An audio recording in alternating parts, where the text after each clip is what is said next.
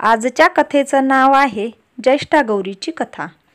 खूप खूप वर्षापूर्वीची गोष्ट आहे। कैलासावर महादेव व माता पार्वती बसले होते। एकदा भगवान शंकर गंगेला आणण्यासाठी पृथ्वीवर गेले होते। त्या काळात पार्वतीजींनी गौरीच्या रूपात तप केला। या तपामुळे त्यांना दोन स्वरूपाची प्राप्ती झाली, एक सौम्य मंगलकारी गौरी आणि दुसरे ज्येष्ठा गौरी।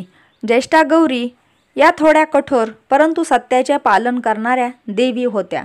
त्यांच्या रूपात थोडा राग, थोडा उग्रपणा होता।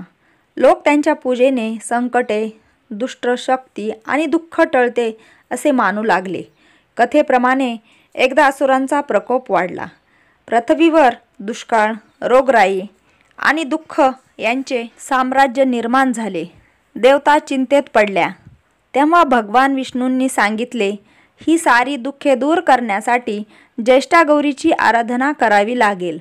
त्या प्रसन्न झाल्या तर लोकांचे जीवन समृद्ध होईल। तेव्हा ऋषी, मुनी आणि पृथ्वीवरील स्त्रियांनी ज्येष्ठा गौरीची भक्तिभावाने पूजा सुरू केली। त्यांनी उपवास, अलंकार व अन्नधान्य अर्पण केले। देवी प्रकट झाल्या आणि म्हणाल्या, हे मानवांनो, जो मनापासून माझी पूजा करील त्यांच्या घरातील दुःख नाहीसे होईल। माझ्या दर्शनाने आणि पूजेमुळे सुख, संपत्ती आणि ऐश्वर्य नांदेल। त्या दिवसापासून श्रावण महिन्यातल्या ज्येष्ठा गौरीचे आगमन आणि पूजन सुरू झाले। लोक घरोघरी देवीचे स्वागत करतात। सुहासिनी स्त्रिया वधू वेशात गौरी बसवतात आणि मंगलगाणी गातात।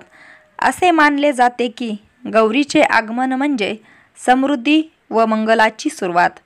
त्यामुळेच आजही महाराष्ट्रात आणि इतरत्र ज्येष्ठा गौरीचे आगमन मोठ्या भक्तिभावाने साजरे केले जाते। त्या देवी घराघरात येतात आणि म्हणतात, जिथे माझी पूजा होईल तिथे दुःख, दारिद्र्य व संकटे कधीच येणार नाहीत। तुम्हाला ही ज्येष्ठा गौरीची कथा कशी वाटली ती कमेंट करून नक्की सांगा। आणि ही जर कथा आवडली तर व्हिडिओला लाईक आणि शेअर करायला विसरू नका। धन्यवाद।